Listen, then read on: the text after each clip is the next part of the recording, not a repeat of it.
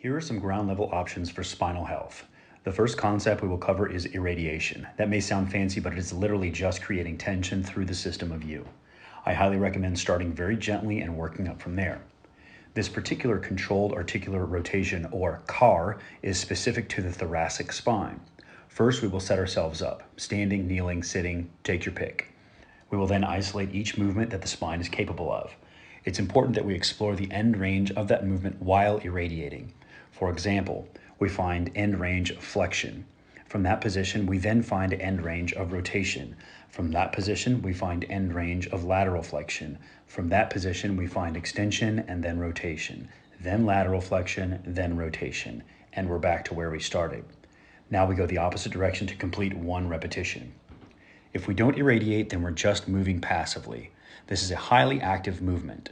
That doesn't mean that it needs to be intense, it just needs 100% of your focus to be effective.